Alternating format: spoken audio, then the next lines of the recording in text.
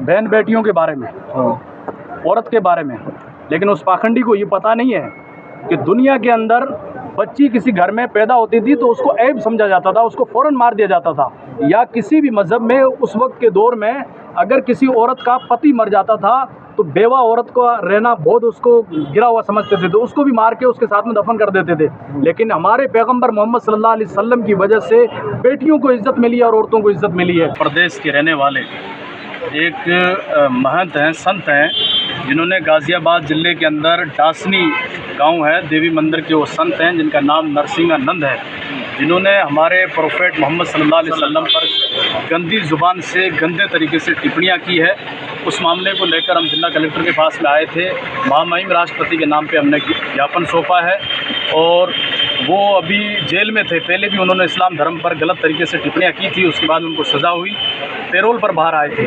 Payroll पर बाहर आने के बाद में उन्होंने एक सभा की और सभा के अंदर उन्होंने ये ऐलान किया कि दशहरे के मौके पर रावण की जलाने की जगह प्रोफेट मोहम्मद की एफिजी को जलाया जाए, इसलिए यहाँ पर आए। फिर उनके एक चेले हैं अनिल यादव, जो शाम को 2 घंटे के बाद में यही बयान देते हैं कि हमारे अगर संत के खिलाफ़ कार्रवाई हुई तो हम प्रोफेट मोहम्मद की एफिजी भी जलाएंगे और हज़रत अली की भी जलाएंगे।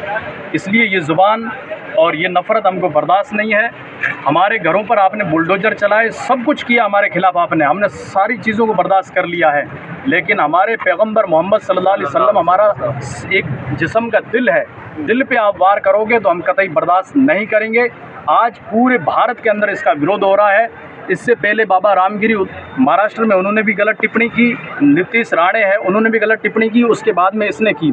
जेल में रहता हुआ एक बंदा पैरोल पे बाहर आता है और वो इस तरीके से गंदी ज़ुबान का इस्तेमाल करता है। मैं देश के प्राइम मिनिस्टर साहब से, देश के गृह मंत्री अमित शाह साहब से और राष्ट्रपति साहब से मांग करता हूं कि ऐसे पाखंडी आदमी के खिलाफ सख्त कार्रवाई हो और एनएसए लगा के एनएसए के द्वारा होना चाहिए।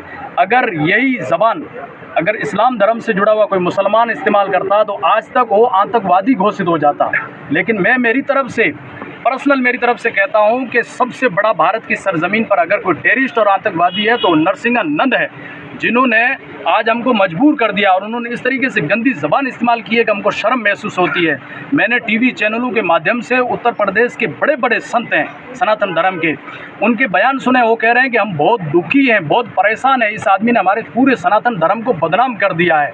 तो मैं ये मैसेज देना चाहता हूँ और सरकार से मांग करता हूँ कि दुनिया के अंदर, भारत के अंदर जितने भी मज़हब हैं, जितने भी धर्म हैं, सारे धर्म हमारे लिए आधार हैं। हम सबकी इज़्ज़त करते हैं, सबकी देवी देवताओं की, सबके धर्मों की, वो भी हमारी इज़्ज़त करते हैं। लेकिन ऐसे पाखंडी कुछ लोग तैयार हुए हैं जो आपस में हिंदू मुस्लिम को नफ़रत की बिना पर लड़ाना चाहते हैं और देश में दंगे कराना चाहते हैं। तो हम इसके खिलाफ़ देश के होम मिनिस्टर से मांग कर रहे हैं कि इसके खिलाफ़ सख्त से सख्त कार्रवाई हो। और मैं देश के प्राइम मिनिस्टर नरेंद्र मोदी साहब से ख़ास करके ये बात कहना चाहता हूँ कि आप तो 12 रबीउल अव्वल और मुहर्रम के मौके पर अजमेर शरीफ की दरगाह को चादर भेजते हैं, पूरी दुनिया में, वर्ल्ड में आपका नाम है। हमें फ़ख्र होता है आप जब विदेशों में जाकर स्पीच देते हो, हमें फ़ख्र होता है कि हमारे देश का प्राइम मिनिस्टर इस तरीके से बात कर रहा है और वो खुद मोहम्मद सल्लल्लाहु अलैहि वसल्लम की तारीफ़ करते हैं और देश की वज़ीर आज़म की कुर्सी पर बैठे हुए उनकी नाक के नीचे इस तरीके से भगोड़ा पाखंडी बाबा गलत तरीके से अपनी ज़बान को इस्तेमाल कर रहा है। हम कतई बर्दाश्त नहीं करेंगे। आज तो हमने